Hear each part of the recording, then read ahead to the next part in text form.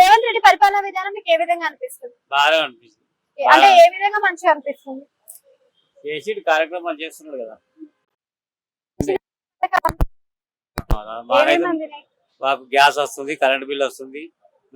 ఇదిగో ఇది మహాలక్ష్మి ఒకటి పెట్టారు కదా లేడీస్, అదొకటి. ఇంకా ఇది 2500 ఇస్తా అన్నారు కదా, అది ఇంకా అమలు కాలేదు. వచ్చే నెల నుంచి పోస్ట్ ఆఫీస్ లో అకౌంట్ ఉంటే ఇస్తామంటున్నారు కదా. అదే దాని గురించి చెప్తాను కదా, చెప్తాను. అసలు కేసీఆర్ కి రేవంత్ రెడ్డికి తేడా అంటే ఏం చెప్తారు అనుకున్నారు? ఇక అందరు పరిశ్రమలు బాగానే చేస్తున్నారు కదా. ఒక్క నిమిషం.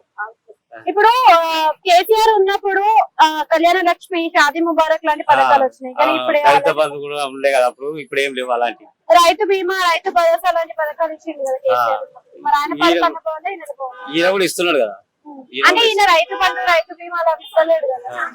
రేవంత్ రెడ్డి పరిపాలనా విధానం మీకు ఏ విధంగా అనిపిస్తుంది? బాగా అనిపిస్తుంది. అంటే ఏ విధంగా మంచిగా అనిపిస్తుంది? చేసి కార్యక్రమాలు చేస్తున్నాడు కదా.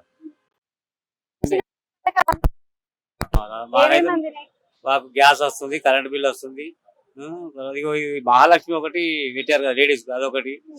ఇంకా ఇది 2500 ఇస్తా అన్నారు కదా, అది ఇంకా అమలు కాలేదు. వచ్చే నెల నుంచి పోస్ట్ ఆఫీస్ లో అకౌంట్ ఉంటే ఇస్తామంటున్నారు కదా. అదే దాని గురించి చెప్తాను కదా, చెప్తాను. అసలు కేసీఆర్ కి రేవంత్ రెడ్డికి తేడా అంటే ఏం చెప్తారు అనుకున్నారు? ఇక అందరు పరిశ్రమలు బాగానే చేస్తున్నారు కదా. ఒక్క నిమిషం. ఇప్పుడు కేసీఆర్ ఉన్నప్పుడు కళ్యాణ లక్ష్మి, షాదీ ముబారక్ లాంటి పథకాలు వచ్చినాయి కానీ ఇప్పుడు రైతు బంధు కూడా ఉండే కదా అప్పుడు, ఇప్పుడు ఏం లేవు అలాంటి. రైతు బీమా, రైతు భరోసా లాంటి పథకాలు ఇచ్చింది కదా కేసీఆర్. మరి ఆయన పరిపాలన బాగుందా ఈయన బాగుందా? ఈయన కూడా ఇస్తున్నాడు కదా.